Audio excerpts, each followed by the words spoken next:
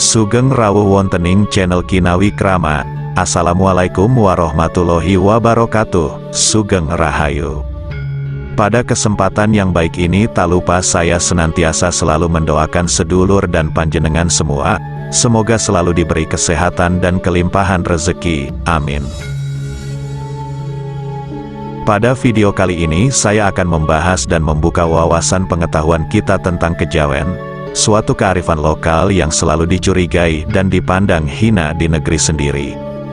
Ajaran kejawen, dalam perkembangan sejarahnya mengalami pasang surut.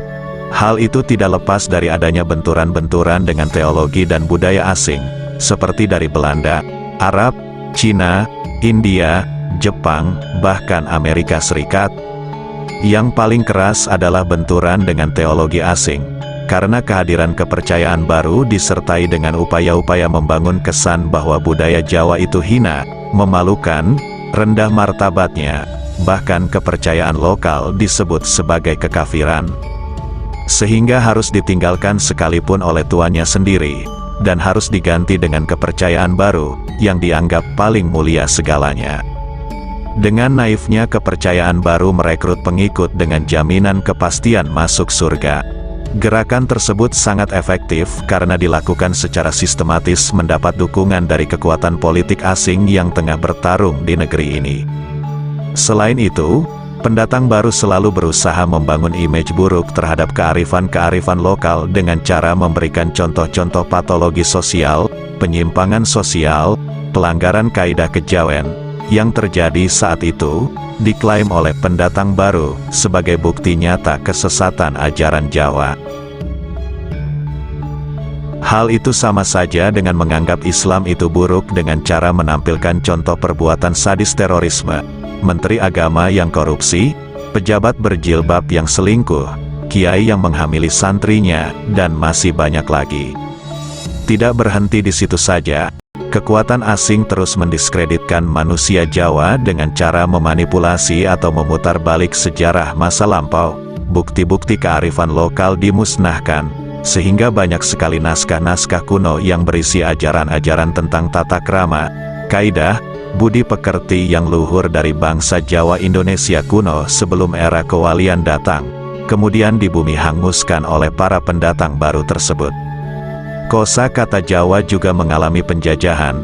Istilah-istilah Jawa yang dahulu mempunyai makna yang arif, luhur, bijaksana, kemudian dibelokkan maknanya menurut kepentingan dan perspektif subjektif disesuaikan dengan kepentingan pendatang baru yang tidak suka dengan local wisdom. Akibatnya, istilah-istilah seperti kejawen, klinik, mistis, tahyul mengalami degradasi makna dan berkonotasi negatif. Istilah-istilah tersebut disamamaknakan dengan dosa dan larangan-larangan dogma agama, misalnya kemusyrikan, gugon tuhon, budak setan, menyembah setan, dan seterusnya. Padahal tidak demikian makna aslinya, sebaliknya istilah tersebut justru mempunyai arti yang sangat religius, contohnya sebagai berikut.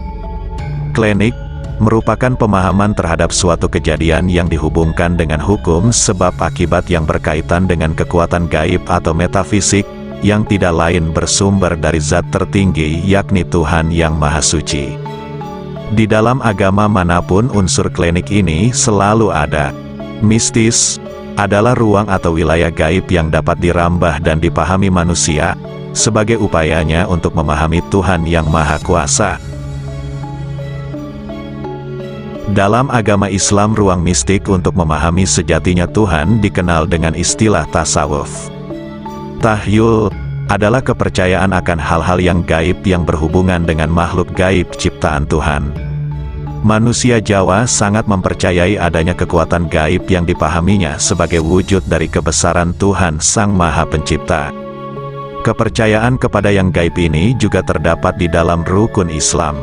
Tradisi, dalam tradisi Jawa, seseorang dapat mewujudkan doa dalam bentuk lambang atau simbol. Lambang dan simbol dilengkapi dengan sarana ubeo rampe sebagai pelengkap kesempurnaan dalam berdoa. Lambang dan simbol juga mengartikan secara kias bahasa alam yang dipercaya manusia Jawa sebagai bentuk isyarat akan kehendak Tuhan.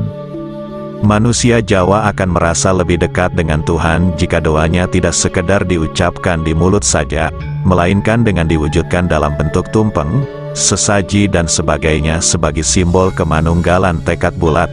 Maka manusia Jawa dalam berdoa melibatkan 4 unsur tekad bulat, yakni hati, pikiran, ucapan, dan tindakan.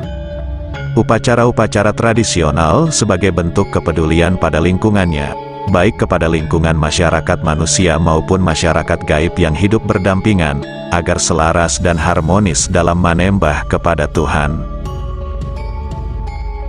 Bagi manusia Jawa, setiap rasa syukur dan doa harus diwujudkan dalam bentuk tindakan real atau ikhtiar sebagai bentuk ketabahan dan kebulatan tekad yang diyakini dapat membuat doa terkabul.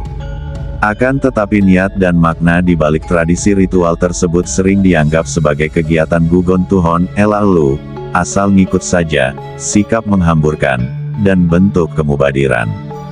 Kejawen berisi kaidah moral dan budi pekerti luhur, serta memuat tata cara manusia dalam melakukan penyembahan tertinggi kepada Tuhan Yang Maha Tunggal.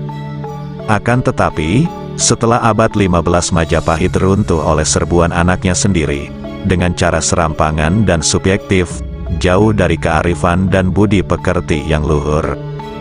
Pendatang baru menganggap ajaran kejawen sebagai biangnya kemusyrikan, kesesatan, kebobrokan moral, dan kekafiran, maka harus dimusnahkan.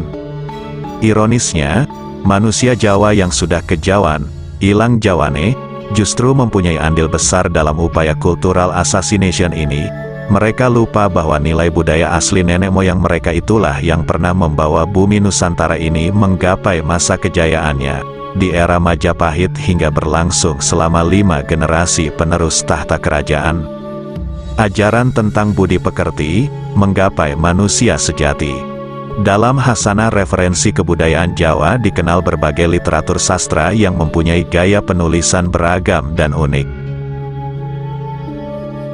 Sebut saja misalnya, kitab, suluk, serat, babat, primbon, yang biasanya tidak hanya sekedar kumpulan baris-baris kalimat, tetapi ditulis dengan seni kesusastraan yang tinggi. Berupa tembang yang disusun dalam bait-bait atau pada yang merupakan bagian dari tembang misalnya, pupuh, sinom, pangkur, pucung, asmaradana dan seterusnya. Teks yang disusun ialah yang memiliki kandungan unsur pesan moral, yang diajarkan tokoh-tokoh utama atau penulisnya, mewarnai seluruh isi teks. Pendidikan moral budi pekerti menjadi pokok pelajaran yang diutamakan. Moral atau budi pekerti di sini dalam arti kaidah-kaidah yang membedakan baik atau buruk segala sesuatu, tata krama, atau aturan-aturan yang melarang atau menganjurkan seseorang dalam menghadapi lingkungan alam dan sosialnya. Sumber dari kaidah-kaidah tersebut didasari oleh keyakinan, gagasan, dan nilai-nilai yang berkembang di dalam masyarakat yang bersangkutan. Kaidah tersebut akan tampak dalam manifestasi tingkah laku dan perbuatan anggota masyarakat. Demikianlah makna dari ajaran kejawen yang sesungguhnya. Dengan demikian dapat menambah jelas pemahaman terhadap konsepsi pendidikan budi pekerti yang mewarnai kebudayaan Jawa. Hal ini dapat diteruskan kepada generasi muda guna membentuk watak yang berbudi luhur dan bersedia menempa jiwa yang berkepribadian teguh. Uraian yang memaparkan nilai-nilai luhur dalam kebudayaan masyarakat Jawa yang diungkapkan di atas dapat membuka wawasan pikir dan hati nurani bangsa, bahwa dalam masyarakat kuno asli pribumi telah terdapat seperangkat nilai-nilai moralitas yang dapat diterapkan untuk mengangkat harkat dan martabat hidup manusia. Semoga bermanfaat. Terima kasih sudah menyempatkan untuk menonton video ini. Sampai jumpa dengan video berikutnya.